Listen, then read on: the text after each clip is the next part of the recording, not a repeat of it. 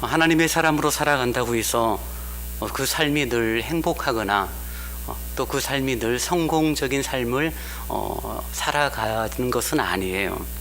보장되어 있진 않지만 그러나 우리가 확신할 수 있는 것은 내가 어떠한 형편, 어떠한 삶의 조건에 있다 할지라도 주님의 사랑 안에 가운데 있다라는 것만큼은 분명한 사실입니다.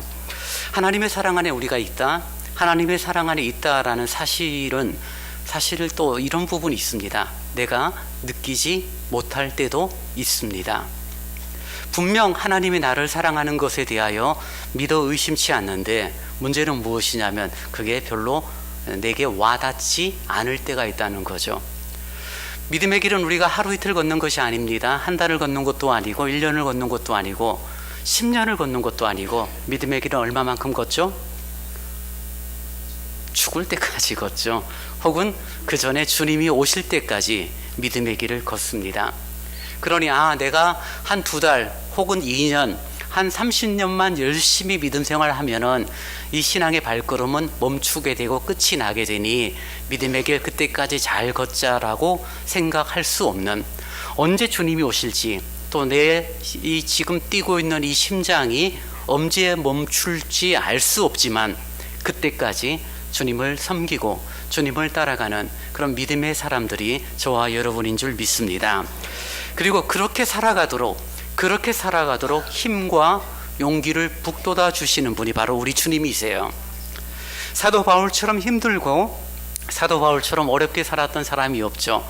그가 성경을 기록하고 1차, 2차 로마에 이르기까지 복음을 전하는 전도 여행을 했지만 그의 삶이 행복했느냐? 성경은 그렇게 말하지 않죠.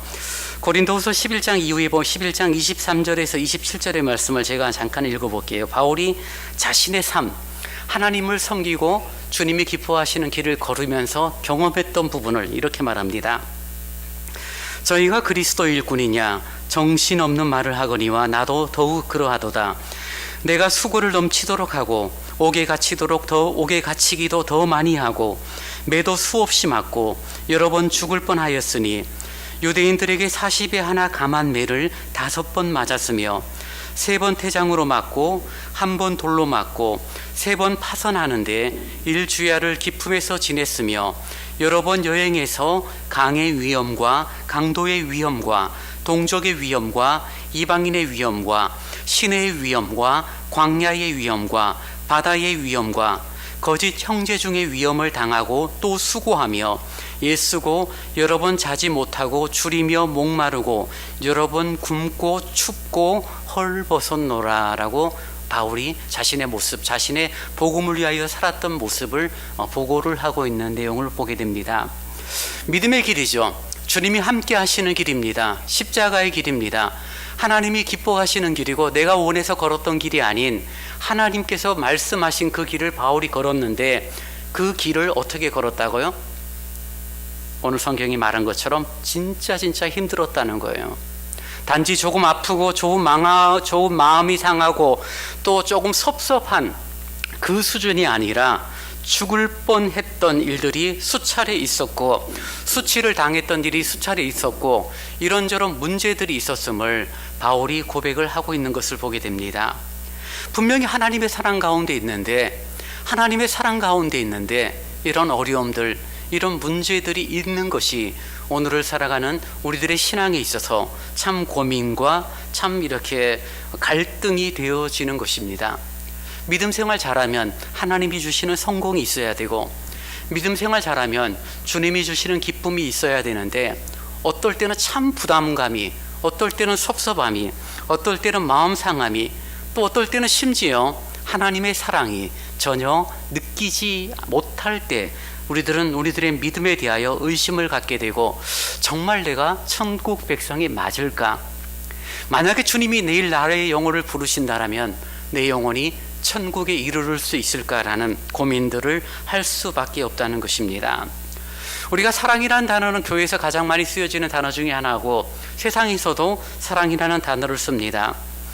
사랑이라는 단어 속에서 우리는 보통 엄마의 사랑에 대해서 최고로 이렇게 여기는 경우가 있죠.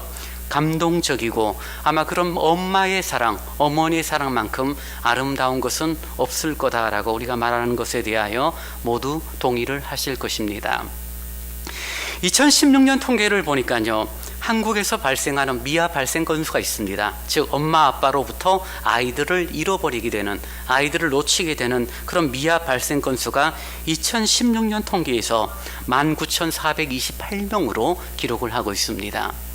한 해에 내 아들을 잃어버렸는데, 내 딸을 잃어버렸는데 그게 몇 명이라고요? 19,428명, 약 2만 명 가까이가 부모로부터 부모로부터 잃음을 당하고, 그 중에서 대부분은 그래도 돌아오지만 2016년의 통계에서는 돌아오지 못하고 영원히 미아가 되어져서 지금 어떻게 살아가는지 확인되지 못하는 아이의 인원이 210명이라고 기록은 통계청은 말하고 있습니다. 그리고 재미있는 것은 그렇게 아이들이 잃어버리고 미아가 발생하는데 1년 중에서 가장 많이 잃어버리는 날을 정하고 있는데, 그날이 바로 언제냐면 5월 5일이에요. 5월 5일이 어떤 날이죠? 어린이날이죠.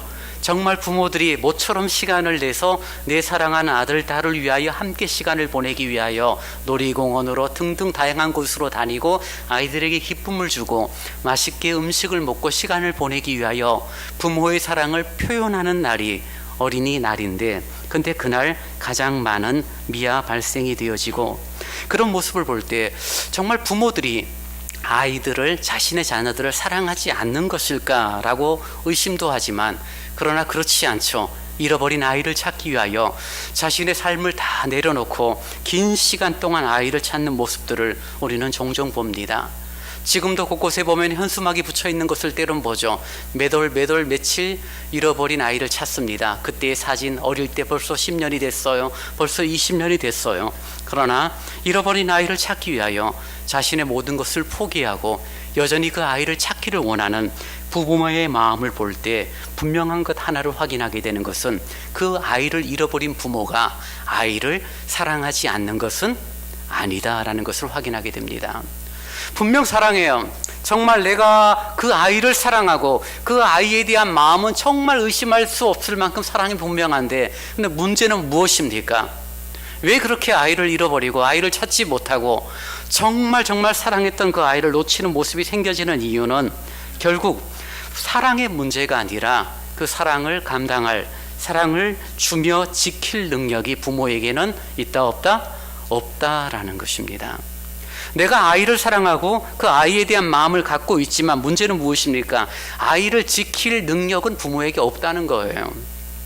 아이를 사랑하죠. 정말 아이를 위하여 자신의 목숨을 얼마든지 던질 부모가 있을런지는 모르지만, 그러나 눈앞에서 아이들이 다치고 눈앞에서 어려움을 겪는 상황이 닥쳐지게 되면 아무런 도움이 되지 못하는 부모의 사랑을 우리는 때론 종종 발견하고, 혹은 내가 그런 환경 가운데 처할 때 참 답답하죠. 여러분의 자녀가 아파서 병원에 입원했습니다. 수술을 준비하고 있습니다. 옆에서 손을 잡고 기도하지만 여러분이 할 수 있는 게 뭐예요? 정말 부모의 마음은 내가 대신 아플 걸 차라리 내가 대신 수술 받았으면 좋겠어 라고 할 만큼 아이를 사랑하는 마음이 있는데, 그 아이를 도울 능력은 나에게 없다는 것을 확인하게 됩니다. 그러니 사람이라는, 즉 피조물 중에서 가장 으뜸이라는 사람들이 가지고 있는 사랑의 한계라는 것을 우리는 보게 됩니다. 그런데 오늘 로마서 8장에서 사도 바울은 그 사람의 사랑과는 조금 다른 하나님의 사랑을 우리에게 설명을 해주고 있습니다. 하나님의 사랑은 오늘 본문이 말하는 것처럼 끊을 수 없는 사랑이다 라고 말하고 있습니다. 여러분 한번 따라해 보실까요? 끊을 수 없는 사랑. 부모의 사랑, 세상의 사랑은 뭐예요? 언제든지 끊어지죠. 조건이 되지 않으면, 환경이 맞지 않으면, 혹은 정말 조건과 환경은 됨에도 불구하고 내게 능력이 없으면 그 사랑이 끊어지는 안타까움이 있지만, 그러나 우리 하나님의 사랑은 결코 끊을 수 없는 사랑이다라고 말하고 있습니다. 이사야 49장 15절에도 보면은 이사야 선지자가 인간과 하나님의 사랑을 이렇게 비교합니다. 여인이 어찌 그 젖 먹는 자식을 잊겠으며 자기 태에서 난 아들을 긍휼히 여기지 않겠느냐. 그들은 혹시 잊을지라도 나는 너를 잊지 아니할 것이라. 주님은 우리에게 말씀하세요. 혹여나 젖먹이를 두 엄마가 잊어버릴 수도 있을런지 모르지만, 그리고 설령 그런 일은 있을 수 없는 일이지만 혹여나 그렇다 할지라도 나 여호와는 너를 결코 잊지 않는다라고 성경이 말하고 있다는 것입니다. 사랑하는 여러분, 힘들고 어려운 이 땅을 살아가면서 우리들의 마음이 상할 때가 많죠. 정말 둘러보아도 도움이 되거나 나를 도울 수 있는 존재가 아무도 없다고 절망스러울 때 세상 사람들은 자신의 목숨을 끊어버리거나 혹은 포기해서 될 대로 되라라고 살아가는 그런 안타까움의 모습들을 우리는 가끔씩 소식을 듣게 될 때 마음이 참 무거워집니다.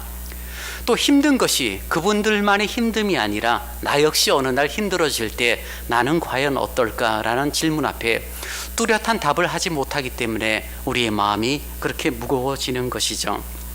그런데 성경이 말하고 있는 것, 어머니가 비록 젖먹는 아이에 대해서 잊어버릴 일이 없는 아이지만 그 아이를 잊을지라도 나는 너를 잊지 않겠다라고 하시는 하나님의 말씀을 저와 여러분이 기억한다라면 결코 끊을 수 없는 그 하나님의 사랑이 우리 가운데 여전히 역사되고 있다는 사실을 확신하게 될 줄 믿습니다. 오늘 로마서 8장 38절 말씀 보십시오. 이렇게 시작하죠. 내가 확신하노니 사망이나 생명이나 천사들이나 권세자들이나 현재일이나 장래일이나 능력이나 39절의 높음이나 깊음이나 다른 어떤 피조물이라도 우리를 우리 주 그리스도 예수 안에 있는 하나님의 사랑에서 끊을 수 없으리라. 지금 바울은 분명히 선언하고 있죠. 내가 복음을 위하여 수고하고 애쓰고 어려움을 당하여 정말 죽을 뻔합니다. 수치를 당합니다. 자연의 어려움을 겪었어요. 그럼에도 그가 고백하는 것이 무엇이냐면 그 어떠한 것도 하나님의 사랑에서 끊을 수 있는 것이 있다 없다? 없다라고 분명하게 고백을 하고 있다는 것입니다. 근데 바울이 지금 나는 확신하노니, 내가 확신하노니라고 표현하고 있는데요. 우리 성경에서는 그냥 내가 확신하노니라고 되어 있지만 원문을 조금 살피게 되면 이 표현은 내가 확신하노니라는 의미보다는 오히려 내가 확신하게 되어졌노니라는 뜻이 됩니다. 능동이 아닌 무엇이요? 수동적인 표현으로 원문은 기록하고 있는 것을 보게 됩니다. 즉 내가 확신할 수밖에 없는데, 내가 확신하게 되어져 버렸는데, 내가 정말 어느 날 보니 그것은 결코 놓치지 못할 만큼 분명한 사실로 받아들이게 되어졌는데 라는 뜻이죠. 내가 확신하게 되어졌는데, 지금 바울에게 있어서 하나님의 사랑이 예수 그리스도를 통하여 바울에게 전해지고 바울에게 나타난 여러 가지 삶의 정황들을 통하여 바울이 고백하는 것, 정말 나는 확신할 수밖에 없어라고 말하고 있다는 것입니다. 사랑하는 여러분, 이런 질문을 한번 던지면 여러분 어떻게 대답하시겠어요? 여러분 어떻게 하나님을 알아요? 하나님을 어떻게 아세요? 하나님은 영이신 분이잖아요. 육체를 갖고 계시지 않고 눈에 보이는 분이 아니잖아요. 그런데 어떻게 하나님을 알 수 있죠? 열심히 기도하면 하나님을 알 수 있을까요? 산에 가서 소나무 뿌리 하나 뽑으면 하나님을 알 수 있을까요? 가능할지는 모르겠지만 글쎄 한번 해보셔요. 근데 성경은 하나님을 아는 방법을 하나를 말해주고 있는데요. 그것은 하나님께서 당신을 우리에게 알려주실 때 우리는 하나님을 알게 됩니다. 신학적인 용어로 그것을 가리켜서 계시라고 말하는데요. 그래서 기독교는 계시 종교입니다. 하나님께서 당신을 우리에게 보여주실 때, 하나님께서 당신을 우리에게 알려주실 때, 알려주시는 만큼, 보여주시는 만큼 저와 여러분은 하나님을 알아요.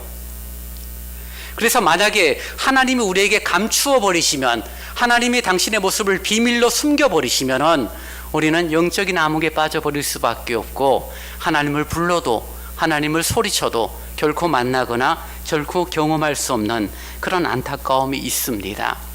근데 주님은, 사랑이 많으신 그 주님은 당신을 숨기지 아니하시고 우리에게 보여주시고 우리에게 알려주셨습니다.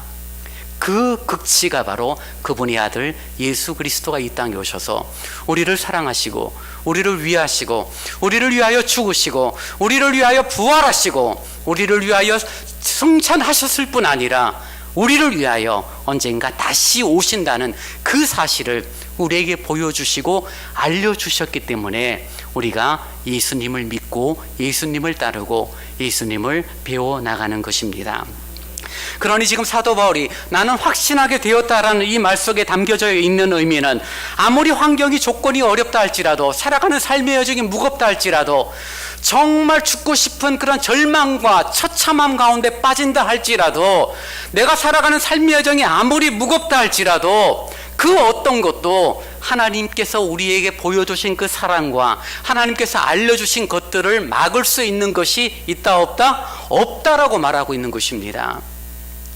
믿음의 길을 한참 걷다 보면요, 교회를 특별히 앞서서 섬기다 보면은 우리는 지칠 때가 있습니다. 이른바 영적인 침체, 번아웃에 빠질 때가 있죠.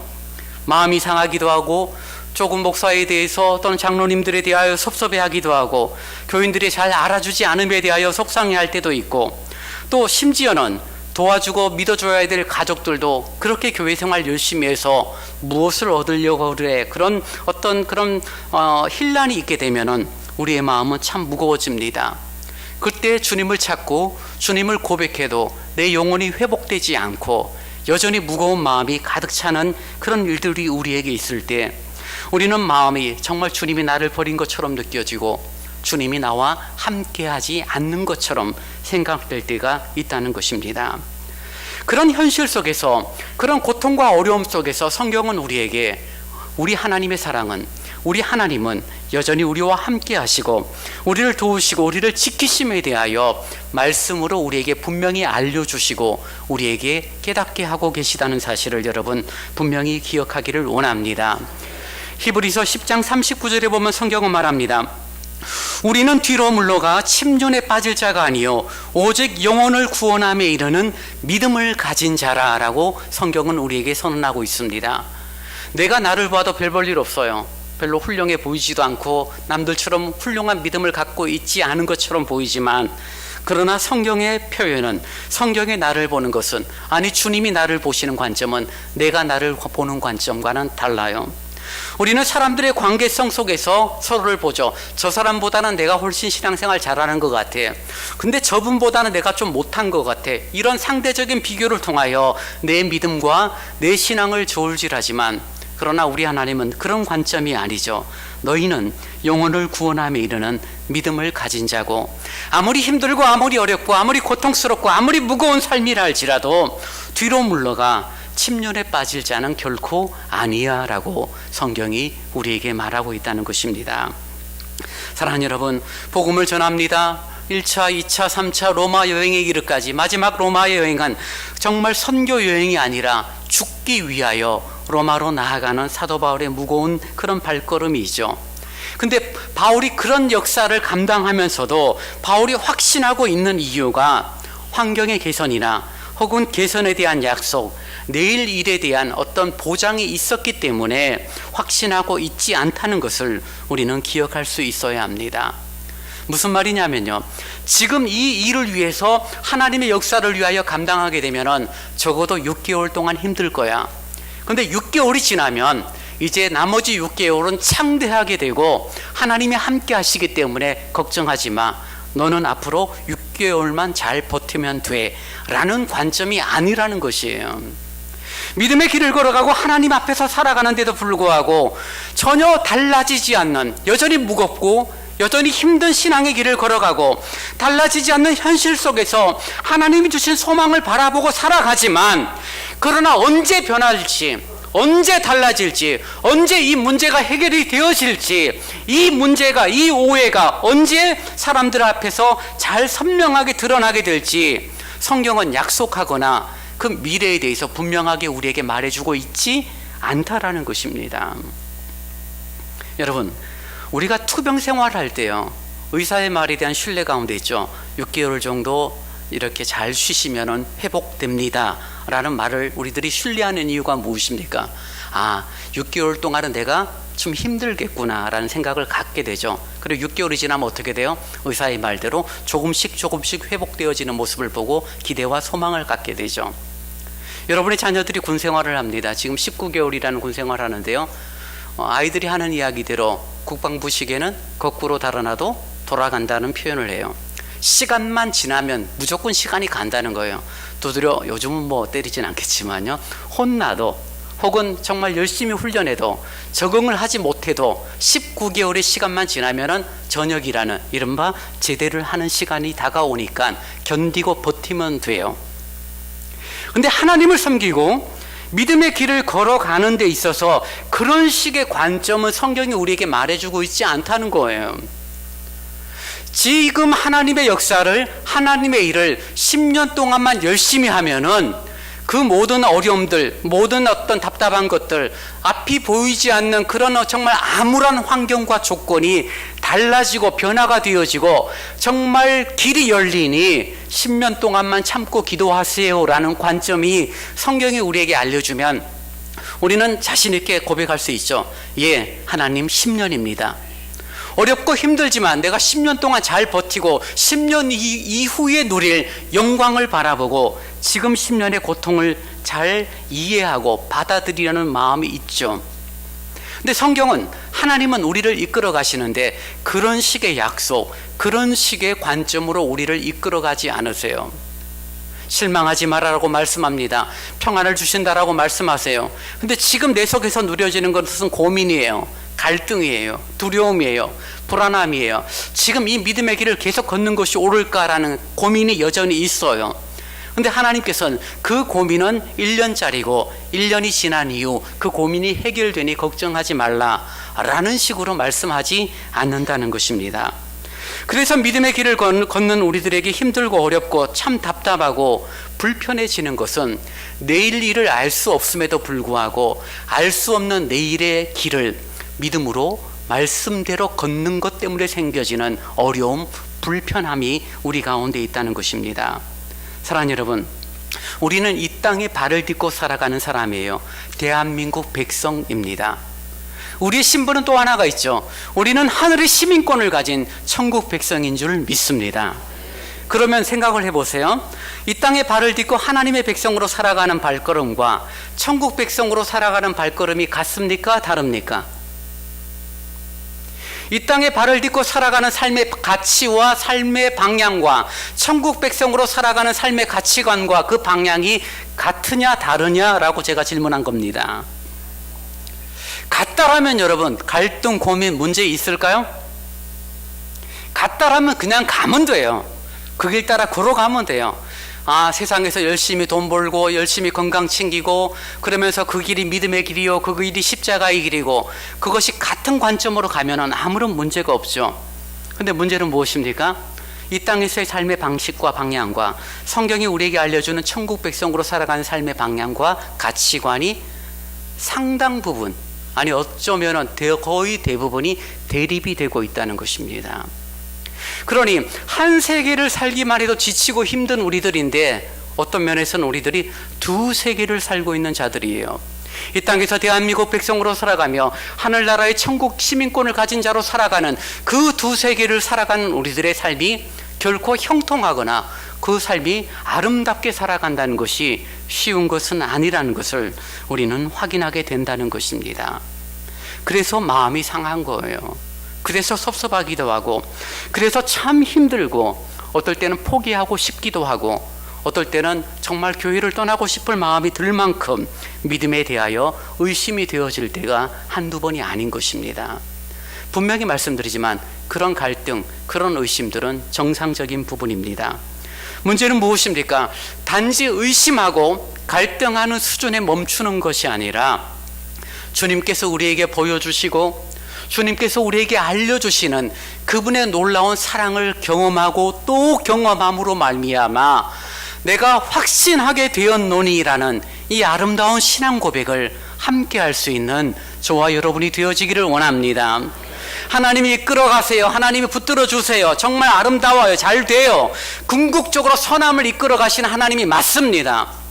그러나 하나님의 형통함, 하나님의 잘하심에 대한 바른 이해를 우리는 창세기에 나타난 요셉의 모습을 통하여 확인할 수 있어야 되는데요. 요셉이 어려움을 겪습니다. 보디발의 집으로 팔려갑니다. 형들이 미워하죠. 근데 성경이 뭐라고 말하냐면 하나님이 그와 함께 하심으로 그가 형통한 자가 되었다라고 말합니다. 보디발의 집에 종으로 생활을 하고 있는 그 요셉을 가리켜서 형통한 자가 되었다라고 성경은 말해요. 조금의 시간이 지납니다. 종 중에서 높은 지위에 이르러요. 집안의 모든 것들을 돌아보는 위치에 이릅니다. 보디발의 아내가 유혹합니다. 요셉은 그것을 응하지 않고 신앙을 지키다가 억울한 누명을 쓰고 감옥 생활을 하게 됩니다. 그리고 그 감옥 생활의 시간에 대하여 성경은 이렇게 말해요. 여호와께서 요셉과 함께 하시고 그의 범사에 형통케 하셨다라고 성경은 말합니다. 지금 억울한 누명을 쓰고 옥에 갇혔는데 하나님은 뭐라고 말해요? 그를 형통하게 하셨다라고 말하고 있다는 것입니다. 형으로부터 미움을 받고 종으로 팔려가고 억울한 누명을 써서 감옥에 갇힌 모습이 형통한 것일까요? 우리들의 형통함이라는 것은 어떤 관점입니까? 비록 형에게 미움을 받았지만 형들의 마음을 바꾸시는 하나님의 역사, 비록 종으로 팔렸지만 그 주인의 마음을 감동하여 주사 높은 위치로 회복시켜주는 역사, 억울한 누명을 쓰였지만 그 억울한 누명이 순식간에 벗겨지는 역사가 있게 될 때 우리는 하나님의 함께하심, 하나님의 형통케 하심이라고 생각을 할 것입니다. 근데 문제는 무엇이에요? 성경은 그렇게 말하고 있지 않으니 힘든 거예요. 억울한 일 당했는데 감옥에 여전히 있어야 되고요. 형들이 나를 미워하는데 여전히 미움을 받아야 되고, 억울한 일을 당하고 정말 고통 가운데 있는데 그 고통과 어려움이 해결하지 않는 모습을 그 속에서도 근데 하나님의 관점은 그를 형통케 하셨다라고 말하고 있다는 것입니다. 왜 하나님이 그것을 형통이라고 말하고 있는가? 그 이유를 우리는 시편 105편 17절 이하를 통하여 확인하게 됩니다. 시편 105편 17절 이하의 성경은 이렇게 말합니다. 한 사람을 앞서 보내셨으며 요셉이 종으로 팔렸도다. 그 발이 착고에 상하며 그 몸이 쇠사슬에 매였으니 곧 여호와의 말씀이 응할 때까지라. 그 말씀이 저를 단련하였도다. 지금 시편 105편이 말하고 있는 것은 무엇이냐면요, 하나님의 말씀, 하나님의 뜻이 이루어지기 위하여 요셉이 형으로부터 미움을 받고 종으로 팔려가고 옥에 갇히는 그런 시간들, 즉 하나님의 말씀과 하나님의 뜻이 이루어지기까지 조금의 착오도 없이 요셉의 삶이 하나님의 말씀대로 이루어지는 것을 보고 성경은 무엇이라고요? 아직 앞으로 된 멀리, 앞으로 어떻게 될지 알 수 없음에도 불구하고 그가 여호와가 함께 하심으로 그의 범사에 하나님이 형통케 하셨다라고 성경이 평가하고 있다는 것입니다. 요셉의 입장에서는 정말 힘든 일이죠. 왜 하필이면 나라고 말할지 몰라요.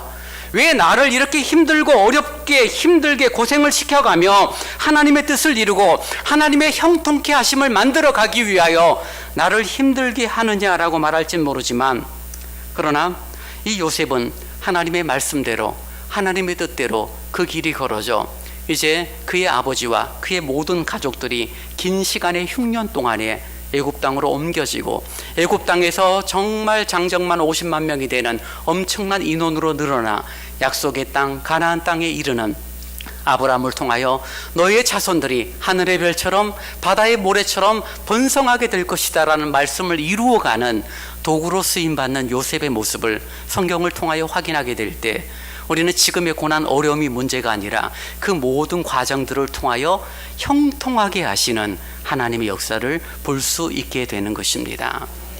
사랑하는 여러분, 저도 그렇고 여러분도 그렇고 분명히 요셉은 아니에요. 요셉처럼의 형통함이 있을 것이다라고 미리 계산하지는 마세요. 그러나 요셉을 형통케 하신 하나님이 지금도 살아계시는 줄 믿습니다. 요셉을 형통하게 하신 하나님이 지금도 살아계시고 우리의 삶을 붙드신다는 사실을 믿게 될 때, 비록 내가 여전히 곤란함이 처하고 여전히 어려움이 있고 여전히 문제가 있지만, 그러나 우리는 낙심하지 않아요. 우리는 확신하게 되어집니다. 왜요? 그 주님이 나를 이끄신다는 사실에 대하여 분명하게 깨닫기 때문입니다. 예수 그리스도는 어제나 오늘이나 영원토록 어떤 분요? 동일하신 분이라고 성경은 말해요. 그래서 예수님께서 말 잘 듣고 착한 신앙을 가진 사람들에게만 요만큼 은혜를 주시고 나머지는 우습게 여기시는 그런 하나님이 아니라는 것입니다. 모든 사람에게 동일한 양과 진로 사랑을 베풀어 주시고 그 동일한 양과 사랑이 시간이 지나고 또 시간이 지나고 환경과 조건이 달라진다고 해서 변하지 않는 동일하신 주님, 한결같은 주님이 저와 여러분이 믿고 있는 우리 주 예수 그리스도가 되신다는 것입니다. 그렇기 때문에 지금 살아가는 삶의 여정 가운데 우리는 성경이 우리를 가르치고 우리를 이끌어가고 우리를 이렇게 다듬어가는 역사를 볼 수 있어야 합니다. 세상의 관점을 갖고 이 땅을 살 필요가 없습니다. 세상이 약하고 힘든 우리들에게 기적적인 간섭과 위로가 있어야 된다라고 생각하지만 하나님은 때론 그런 방법을 취하지 않아요. 비가 오면은 불신자들은 비가 맞아도 예수 믿는 우리들은 비가 피해서 떨어지거나 갑자기 우산이 생겨져야 된다라고 그런 생각들을 때론 우리들이 하고 있는 모습을 보게 될 때 우리는 하나님의 형통케 하심이 하나님의 거룩한 뜻과 하나님의 말씀이 이루어지는 관점보다는 지금 나의 문제가 해결이 되어지고 나의 어려움이 극복되어질 때 그때 하나님이 함께 계시고 하나님이 형통케 하신다라는 그런 관점이 있는 것을 보게 됩니다. 사랑하는 여러분, 여러분의 삶을 이끄시는 주님, 하나님과의 관계성 속에서 여러분이 확신을 가질 수 있기를 원합니다. 지금 내가 무엇을 얻었기 때문에 확신하고 지금 내가 무엇을 얻게 될 것이라는 약속과 보장이 있었기 때문에 확신하는 것이 아니라 하나님과의 관계, 그리스도 예수 안에 있는 하나님의 사랑, 하나님이 나를 사랑하셨기 때문에 하나님이 나를 위하시기 때문에 우리의 시간이 지금 어떻게 흘러가더라도 결국은 영광된 자리에 함께 앉게 될 것을 믿기 때문에 그래서 어려운 과정, 힘든 길, 고난들, 문제가 있을지라도 합력하여 선을 이루시는 하나님의 놀라운 뜻을 믿기 때문에 흔들리지 않는 확신을 갖게 된다는 것입니다. 사랑하는 여러분, 여러분의 감정에 여러분의 신앙이 흔들리지 않기를 원합니다. 여러분의 이성, 합리적이고 정말 지극히 정상적인 사고지만 하나님의 역사는 그 사고를 넘어서는 은혜가 있어요. 그래서 여러분의 합리적인 이성도 때로는 내려놓을 수 있어야 합니다. 언제 어떻게 주님이 우리를 이끄실지 알 수 없지만, 언제 어떻게 주님께서 우리에게 말씀하실지 알 수 없지만, 언제 어떻게 어떠한 과정으로 우리의 미래를 이끌어 가실지 알 수는 없지만 확신할 수 있는 것은 우리를 그 어떤 것도 하나님의 사랑에서 끊을 수 있는 것은 없다라는 사실입니다. 그래서 여러분, 우리는 낙심할 수는 있어요. 잠깐 마음이 상할 수는 있어요. 조금 섭섭할 수는 있어요. 조금 왜 그랬느냐라고 갈등과 오해는 할 수 있을지 몰라요. 그러나 그것이 회개라는 하나님이 주시는 귀한 선물을 통하여 금방 내려놓고 정말 주님께서 이끄시는 아름다운 역사 가운데 우리의 삶, 우리의 시간이 있게 된다는 사실을 여러분 기억하기를 원합니다. 바울은 말합니다. 내가 확신하노니 사망이나 생명이나 천사들이나 권세자들이나 현재일이나 장래일이나 능력이나 높음이나 깊음이나 다른 어떤 피조물이라도 여기에 포함되지 않는 것이 없어요. 지금 바울이 말합니다. 하나님과 나의 관계에서 하나님이 그의 아들 예수 그리스도를 보내어 주시고 그 그리스도 예수 안에서 이루어진 그 놀라운 사랑과 나와의 관계가 있는데 그것을 끊어버리고 그것을 흔들어버리고 그것을 멈추게 할 수 있는 것이 이 땅에서 아무것도 없다라고 말하는 것입니다. 사망, 생명, 천사들, 권세자들, 현재일, 장래일, 능력, 높음, 기쁨, 다른 그 어떤 피조물. 요즘은 사랑도 돈으로 산다 그러잖아요, 그죠? 돈만 주면 사랑을 할 수도 있고 돈만 주면 사랑을 버릴 수도 있는 시대라고 말해요. 근데 성경은 무엇이라고 말합니까? 그런 유치한 사랑이 아니라는 것입니다. 우리 아버지의 사랑은 당신께서 아들을 보내어 주시고 그 아들의 고난과 십자가의 구원의 역사를 통하여 우리를 사랑하신 그 사랑은 세상에 있는 그 어떤 것도 결코 끊을 수 없다. 내가 그것을 확신하게 되어졌다라고 바울이 말하는 거예요. 확신하려고 애쓴 것도 아니에요. 바울의 과거를 여러분 알지 않습니까? 예수 믿는 사람을 핍박하고 하나님의 말씀을 이루기 위하여 교회를 힘들게 하는 것이 자신의 역할이라고 굳건하게 믿었던 사도 바울이었지만 예수 그리스도를 경험하게 되고 그분을 알게 되고 이방인의 사도로 자신을 부르심에 대한 인식이 있고 난 이후 그의 삶은 온전히 주님을 위하여 던져진 삶이었습니다.